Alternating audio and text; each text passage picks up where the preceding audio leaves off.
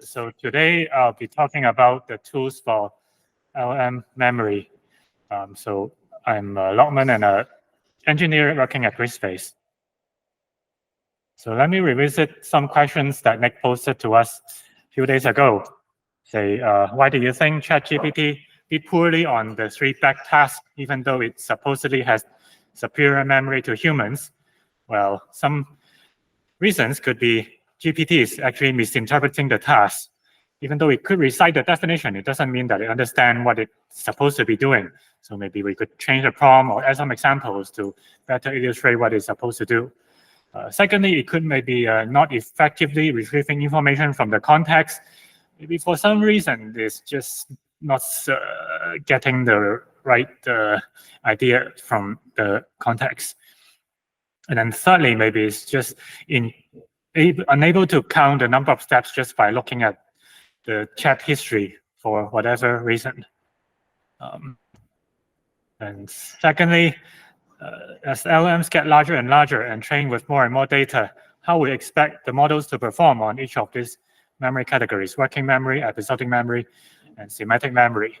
So the suggested answer is that for both working memory and episodic memory, there is no change as long as we assume that the context length stays the same, because we have the analogy that the working memory and episodic memory is something like the context length in the large language models.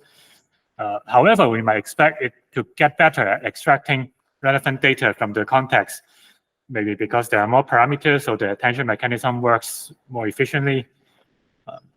As for semantic memory, kind of the analogy goes to the training data. So in this case, it depends on the data.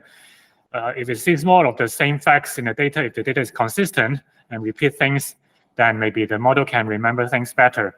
But if you have conflicting 2 data sets that says confusing information, the model might get confused and get less effective. The third question is, when memorizing certain data can be a concern, like private data, corporate data. What are some ways to alleviate this? Suggested answer is maybe we should not repeat the data in order to reduce the chance of it remembering the private data word for word. Or you could anonymize the data, say change the people's name, randomize the date of birth, so the model doesn't actually get exposed to the actual private data.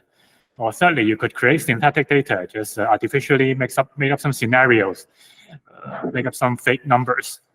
So these are all some of the ways to do that. So back to the lecture today. Well, mainly the focus on today is as opposed to what Nick told us a few days ago, which is a more conceptual or high-level understanding of how memory might work in an LLM. Today, we will actually illustrate how, in practice, LLM can store information and retrieve information. So I'll just state the problem of information retrieval and why is it important. It should be pretty obvious, but say if you just go to ChatGPT and ask him, what did I have for lunch? Okay, ChatGPT has no idea, and they'll say, I'm sorry, I don't have access to personal information. So it's a correct behavior, but it's not very useful. Even worse, sometimes it would give misleading information. It's like at one time when you ask GPT when did Leonardo painted the Mona Lisa, GPT would tell you that it painted in 1815, but that's incorrect because the actual date is in the 1500s. So it's giving missing information. We need to remedy such a situation. So the basic problem in all the situation is that basically GPT knows nothing. And the best it could do is say, I don't know anything. And the worst thing is that it would give misleading information and possibly cause harm. So throughout this talk, I'll try to better illustrate the approaches we are going to take by thinking in terms of an analogy. But here's an outline for the talk. I'll suggest multiple solutions throughout an analogy. So now, for a moment, just imagine that you got accepted into Hogwarts, even though you did not apply for it because you are a wizard. And then you arrive at Hogwarts, and then you are told that you have a closed book exam in 2 weeks. So question is, what do you do? It's not a trick question. That's right. You study because you're a good student. So that's the first approach LLM is going to take. Namely, you train the model and you put whatever information it needs in the training data, hope that the model learns from the training data.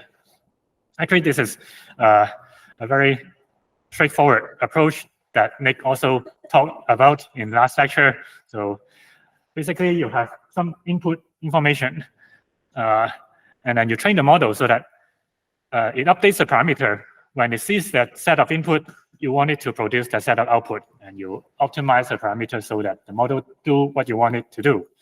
Pretty straightforward. Now imagine there is another scenario where actually you are asked to take 3 exams in 3 different subjects at the same time.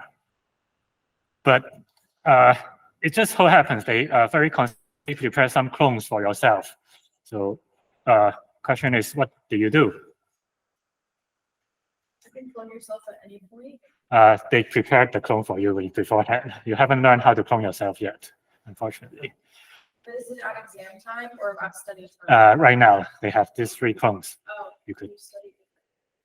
Right. So what you do is you could clone yourself 3 times, and then ask each of the clones to study a different subject for you.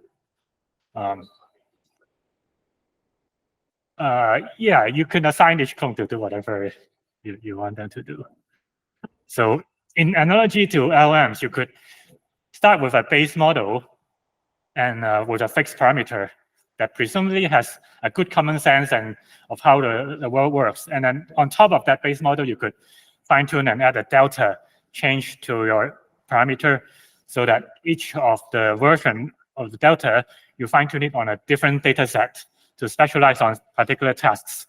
Say you start with a base model and you want it to be good at code writing. You want it to be good at solving math Olympiad problems. You want it to be good at poetry. And you get a data set on coding, train a model, get a set on poetry, train a model, get a set of Olympiad problems, train a model. So that way, the 3 models, you can expect them to be good at their prospective specialization. But this approach, you might expect, is very expensive and it's relatively static. So whatever information you need to tell the model, you need to prepare them beforehand in the form of a data set. And the model need to spend time studying the data, learning from the data, updating the parameter.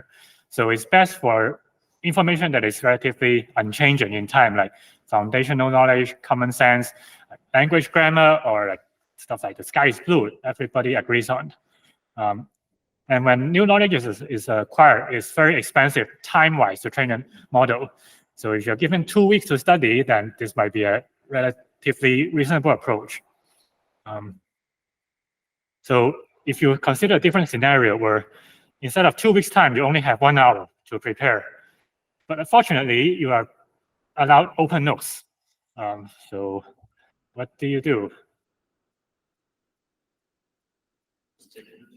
Yeah, that's right. Very obvious. You would just take all your notes and then lay them down on your table so that you could look at your notes when you do your exam. That's analogy to our second solution, which is putting the memory in the context of a language model. Again, Nick told us briefly about this last time when he presented this slide. Say you put all the information in the past tokens and you try to ask the model what token to predict next. In this case, it would predict donkey instead of lamb.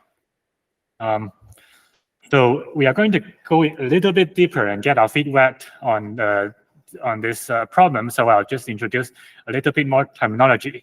It turns out that when LLM are exposed to more words in the context, for each token, for each word in the context, it would compute 2 vectors, which I denote as K for key and V for value. These 2 vectors need to be stored in the LLM. And when it generates a new token, the next token, it will also try to create a new vector called query. So that is Q for query. That for each possible output token, there is 1 query vector.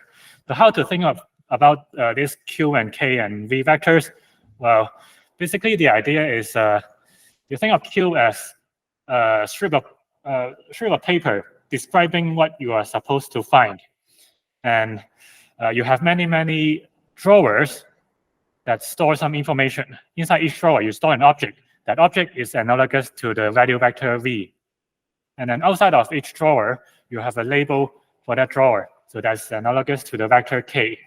So you take your slip of paper, which describes your object. Say the strip of paper can say something round.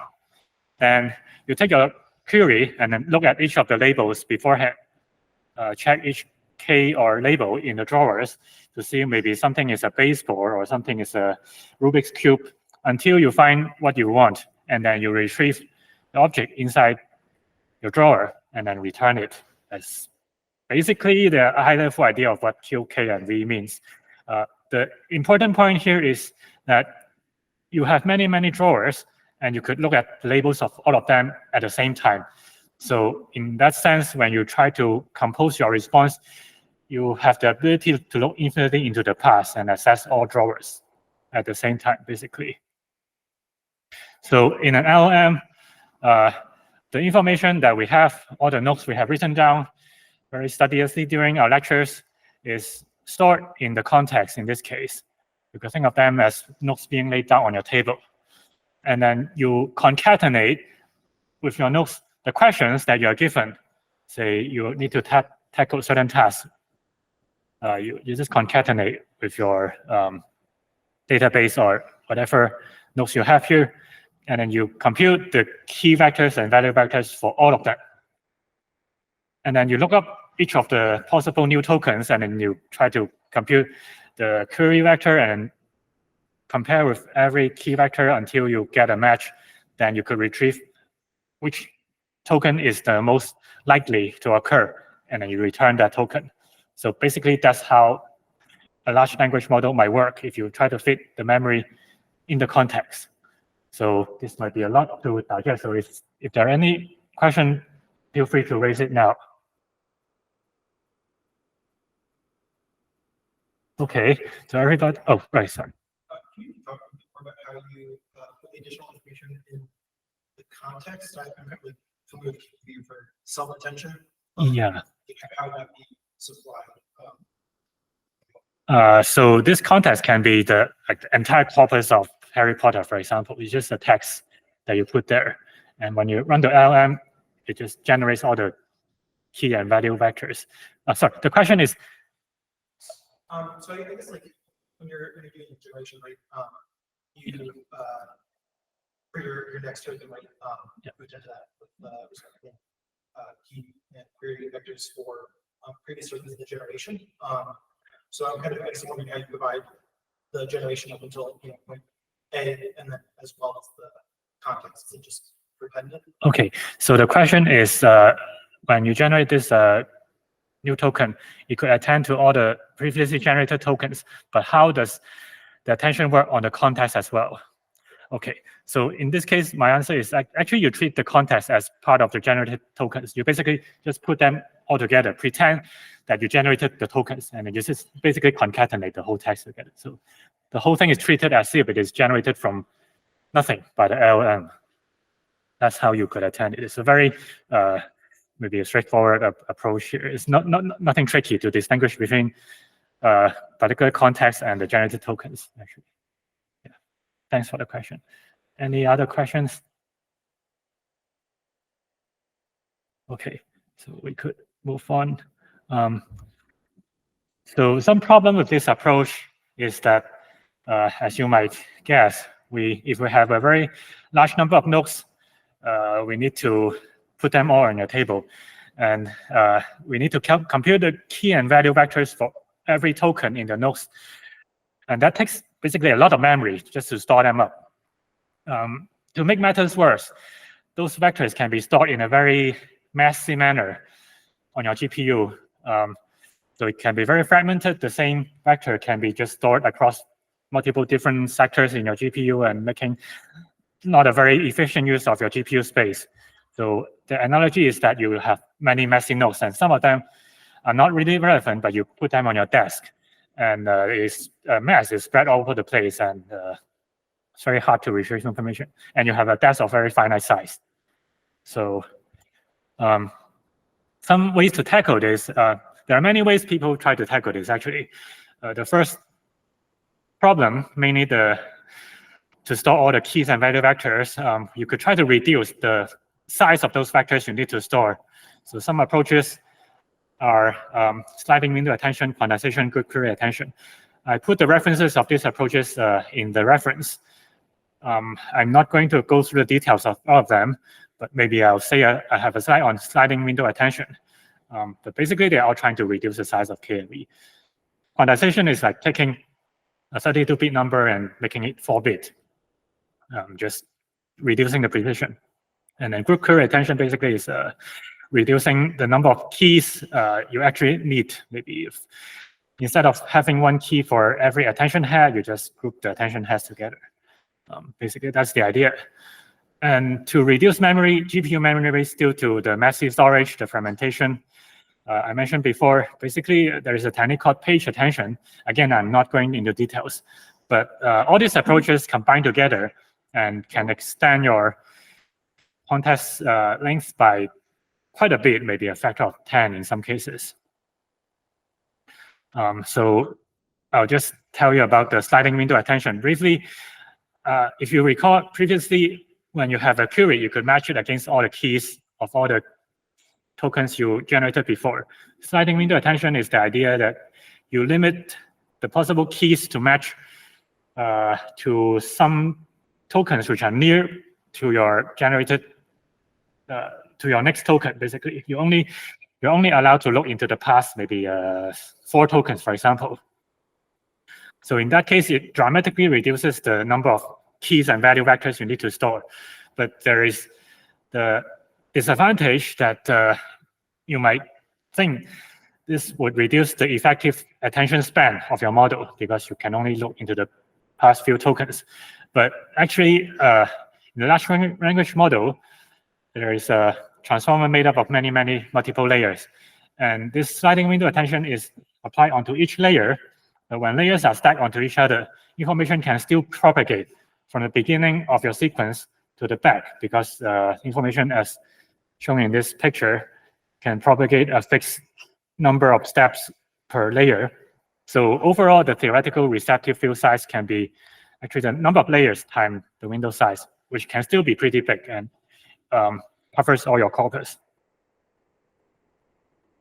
But at the end, even though we could maybe boost up the context length by 10 times in this case, it's still very limited.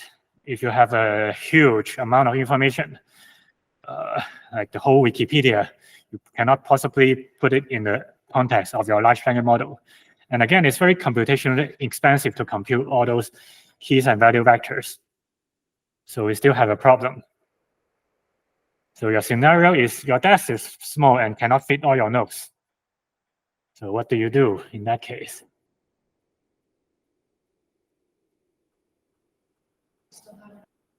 Yeah, Writing smaller. Exactly. That's a good point. So you could try to compress all your nodes into more compact size, which is known as in some cases known as a cheat sheet. In this case, cheat sheet can fit on your fingernail, for example. So that approach is to compress your chat history or your context in this case. So it turns out that large language models are really, really good at summarization. As shown here in the state-of-the-art score table, over the past few years, basically, language models can do summarization as good as human beings. And in fact, that's one of the tasks that it gets really good at. So maybe it's a good idea to just use a summarizer to take your context and then just try to condense it into a very few number of words. That would help. So that's what we tell the summarizer to do, exact prompt. So in at most 1,000 words, generate a summary of the chat history so far with sufficient detail to act as a replacement for chat history in case we lost it, and pay special attention to instructions given by the user and the system. So this allows you to build a compressor that do your cheat sheet writing for you. So what happens when you interact with large language model is the following. So there are several messages that could happen: a system message, user message, or LLM message. So a quick refresher: system message is something you instruct your large language model to do, but which is basically the same as a user message, but the language model would respect the system message more. So system message is something prepared by the developers instead of just a general user. So you basically think of it as a high-level description of what the task language model is supposed to do. That's what I mean by system. So after you give a system message, you could have some interaction between user and large language model. This could carry on for 100 messages until you run out of context length. So what happens next is you take all of those history and then run your compressor. Tell him to push everything within 1,000 words, for example. Then you put the summarization into a new system message that you use it to start another interaction with a language model. So the color here, red, represents that this message might contain important information for the language model to perform. And gray basically means irrelevant information or things that are negligible. So as you could see, as you run the compressor, you could condense all the information into your system message. And this could carry on basically forever. When you run out of context length, you could do the compression again and start with a more compressed history of what you have done so far and continue the interaction. That's a basic idea. Any questions so far on how this method works? Right. So I'll move on. But as you might expect, you need to write down your cheat sheet, and that could take considerable time. Analogously, you need to run the large language model compressor regularly. That could still be very expensive because you run it on a very large context as well. And inevitably, every time you do compression, some information would be lost. That's just a fact of life, I guess. So the problem that compression doesn't fully solve your problem of assessing multiple information. So say, consider the situation where you have learned an incantation for you to summon an object, and you have a wand that you could use, and you know this charm that allows you to bring an object close to you. And just so happens that you live near a large library, the best library in the world, actually. So the question is, what do you do? Dewey Decimal System. Hmm? Use the Dewey Decimal System. What? I don't know. You don't know Dewey Decimal System, suppose. Yeah. So exactly. So you argue a book, you fetch the book. So the analogy in our case is you try to store the memory in an external database and just give tools for your large language model to access that external database. So basically, a quick refresher is from Wong Kim's week 1 lecture on the tools for LLM planning, where he talked about LLM can use tools. So I'll just briefly go over that, just as a refresher. LLM can use tools. Say, you could tell the LLM in the system prompt that, okay, you may use these tools. This tool is called, for example, check temperature, just as illustration. And these tools have the following arguments, and this is how you could use it. So you describe in natural language how you could use it. And then you could ask the LLM what is the temperature in Los Angeles right now. So that information is not present in the context or in the training data of the model. What the model can do is try to now make a function call. It would use a special syntax to say, I want to make this function call. The function is check temperature, and I want to use the argument that location is Los Angeles and the time is now. So what happens next is it would do some magic, and then you take the function call of LLM, run the model, run the function on a computer, and actually returns what's the current temperature.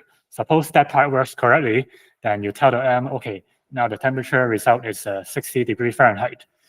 With access to that information, the LLM can now tell you, okay, the temperature now is 60 degrees Fahrenheit, and it's a very good day for hiking. This is basically how tool usage in LLM works. So in our case, we want the LLM to be able to access an external database. So what we tell him to do is, first, you take whatever information you want to give access to the language model, and you index them in a database. And then at the system message level, you tell the language model that, okay, you may use these tools. This tool is called retrieve from database, and these are the arguments, and these are the usage.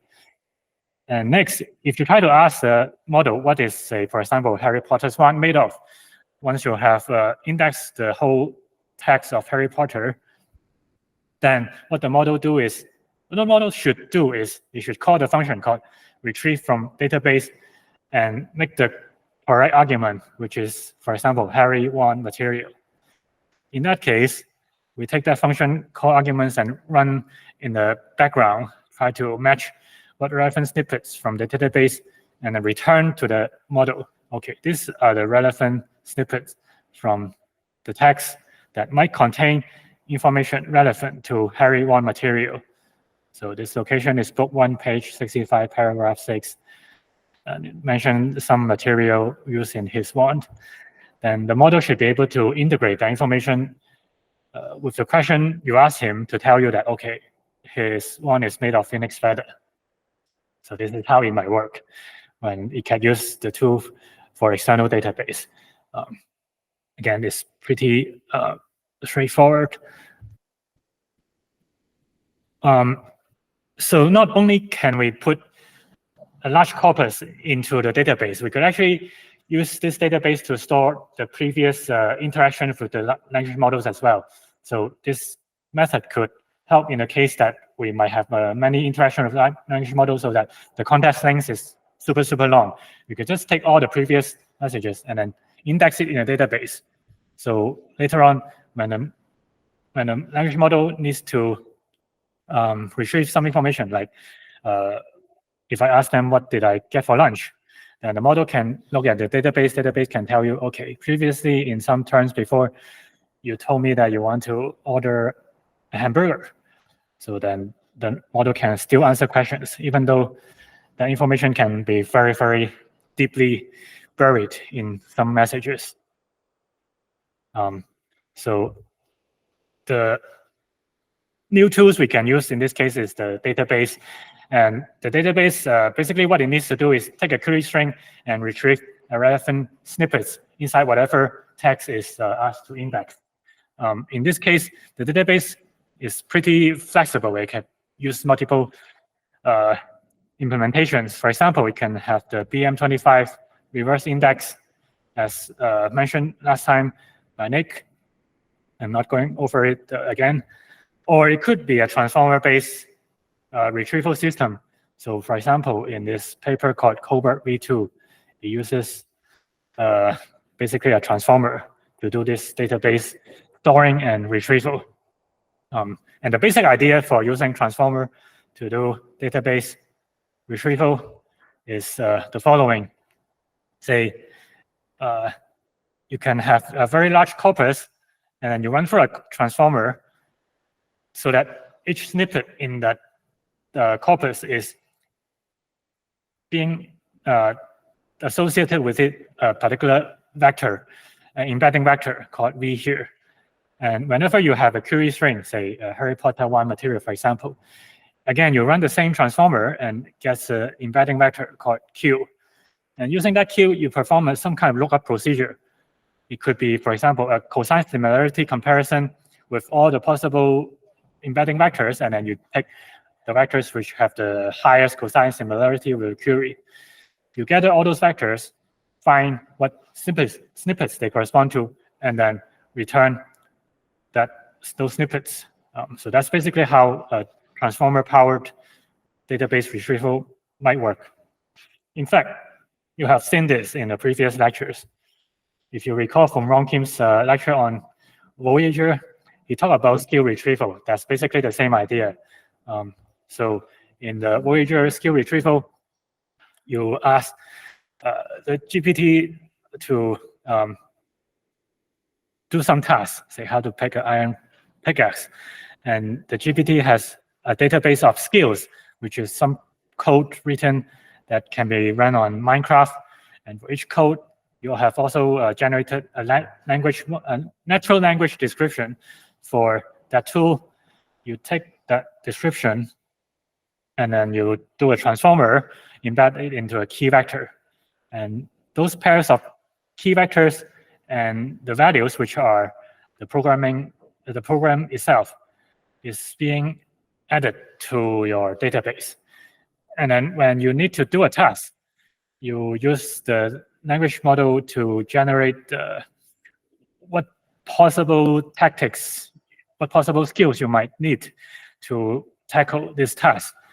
And for this query string, you do the embedding with a transformer, get a query vector, and then you could use this query vector, do a cosine similarity comparison with all the key vectors stored in your database.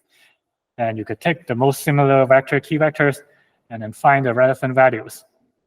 And then you return those relevant values. That's basically the same idea we have seen before in the Voyager.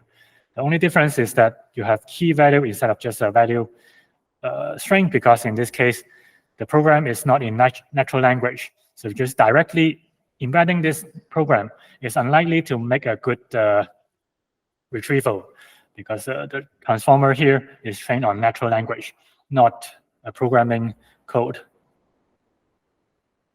So this is how it might work in our picture. Basically, you just use a transformer plus some language model to cook up your key value vectors and your query vectors, and you do the lookup and you return the snippets. So same as before. The good thing about using this external database is now you have infinite storage. Your library can be as large as you want, as large as you have a hard drive space to store it in. So don't worry about running out of memory. But the bad thing, again, in this case, we need an external database. And to build the database, index everything, and maintaining that database can be tricky. It could give you maybe some deadlock issues or maybe some migration issues when you add a new column that developers are often familiar with. So you might be wondering, is there already an existing large database that we don't need to maintain already on the shelf? So you could think about this. So you have a scenario that, imagine Hogwarts now have Wi-Fi, and then nothing in the rule says that you cannot summon a computer, and you could still use the Accio charm. So what do you do? Right, so you summon a computer. So in our case, we could summon a cell phone, and then you just search Google on that cell phone. It might be a very obvious solution, but it's pretty effective. So the solution for it is just let the LLM browse the internet. So you could give it a tool so that give a query string, you could look it up in Google and then retrieve the relevant web pages in Google. Or you could try to ask it to search Wikipedia as well. Just an interesting thing to note is that recently there are some papers who use this ability to look up in Wikipedia to do fact checks in order to improve the factual groundedness of large language models. So this is the paper called WikiChat, which we also posted it in the Slack channel about stopping hallucinations by few-shot grounding on Wikipedia. The basic idea is in this figure.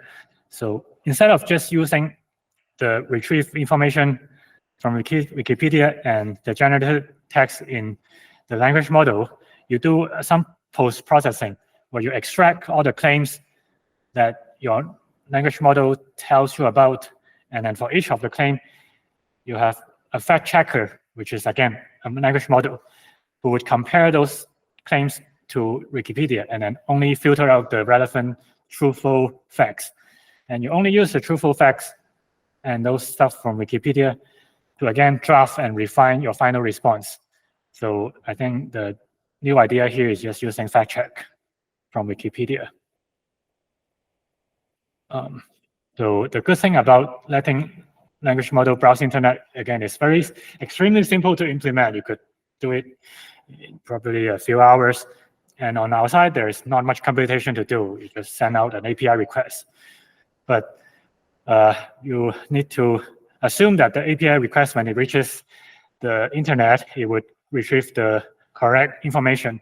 So maybe some internet bad people could try to spread misinformation that could corrupt your result, or their servers might have stability issues that we need to care about. So nothing is perfect. So up to this point, I think that's basically what I want to tell you about tool usage in language model, and I'll open up the floor for question and answers. Since we had some debate at the last talk, what do you feel about embedding versus BM25 methods? Do you have any? So actually, I would prefer the embedding method simply because in the Wikipedia paper, it also uses some retrieval system, and it says that using a transformer retrieval system is more reliable than the BM25. Again, it depends on your computational budget. It needs a GPU to run, and it needs to set up Python packages, so it might not be the best solution.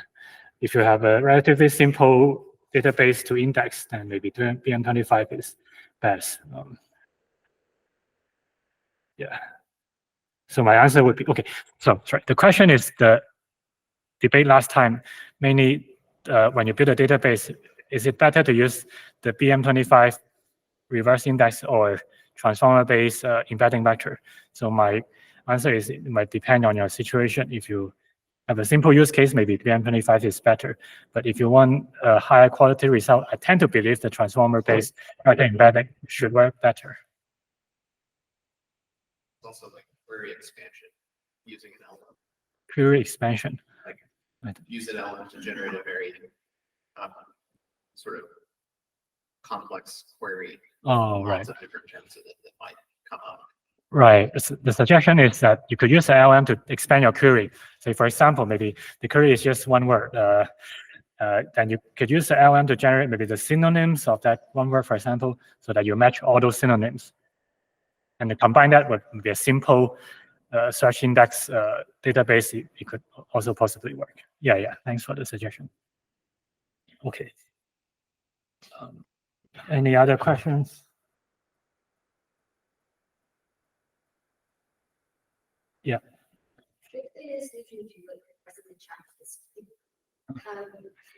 You compressed it all then into the system. Yeah. Which is intended to kind of fit by the LLMs. Right. Is there a danger that therefore, like, is that a danger of injection in terms of like people? Like if it's summarizing, if it's compressing user input into a system.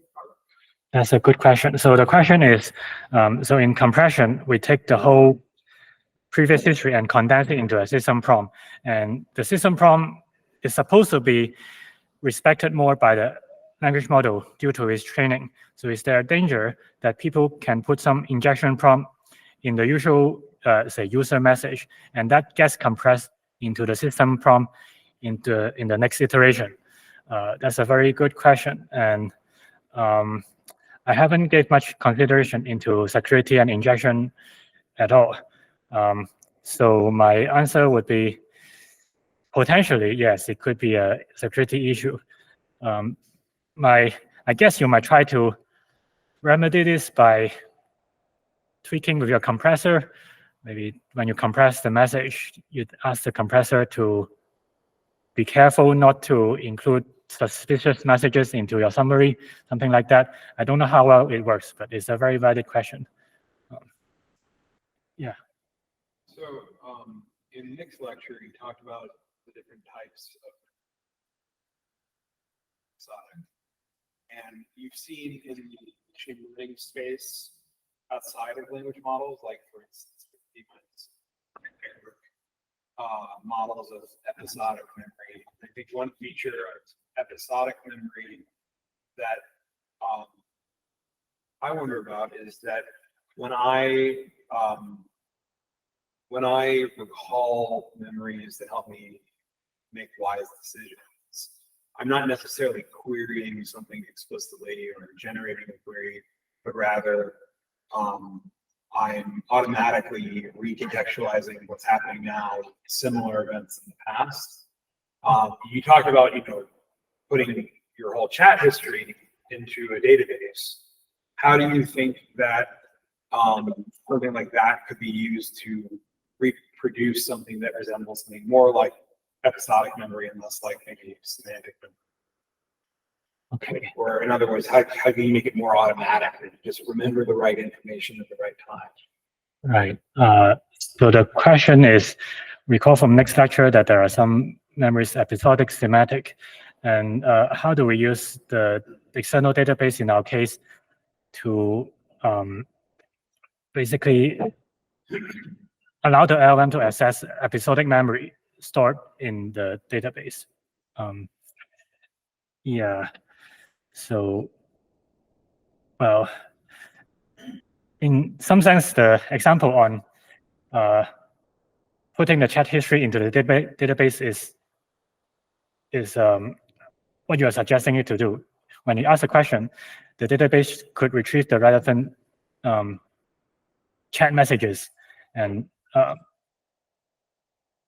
put them directly before you generate the answer. So I guess my answer is the database can improve the retrieval for episodic memory, because even though you could put everything in the LLM context, actually retrieving relevant stuff from the context is not guaranteed. It would work best if the relevant memory is directly in front of what you're trying to generate next. So making use of the retrieval system, the database, to put the most important stuff right before you generate new stuff, it could help retrieval. I have a follow-up, which is like, maybe what Anthony was referring to is that the LLM sort of has to consciously use the recall tool. Right. Whereas like, you're thinking of something where it's sort of forced to use it just automatically. Yeah, like, you automatically are always populating relevant stuff into the context of the LLM based on recent, dialogue exchange, for instance. But or the idea is that there's always some relevant context retrieved from the database without like the LLM commanding the query, for instance. Yeah. So it's like you have some notes on the table and then some take to the side. Yeah. You can search for it. I don't know. So the follow-up question is that Anthony's question can be rephrased as maybe instead of letting the LLM consciously make the decision to look up the database, we could force it to just check the database for relevant chat history every time you try to generate something.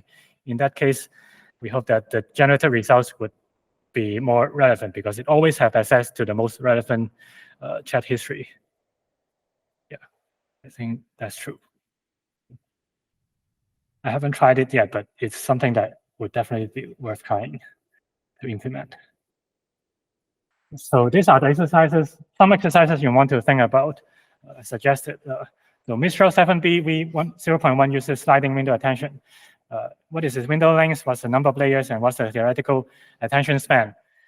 Second question is a follow-up that in practice, that model attention span is much smaller than that. How can you suggest some reason why in practice it's much smaller? And how would you remedy that situation? And finally, what are some pain points of depending on third-party search engines? So see you next time. Hello, thank you for calling Gridspace's YouTube channel. Did you make sure they liked the video and smash that subscribe button? Yes, I did. And ask them to leave any questions or thoughts in the comments. It helps me a ton. Thank you for watching, and if you'd like to talk to me yourself, go to gridspace.com and click on any one of our demos. Thank you, and talk to you soon. Thank you, Grace.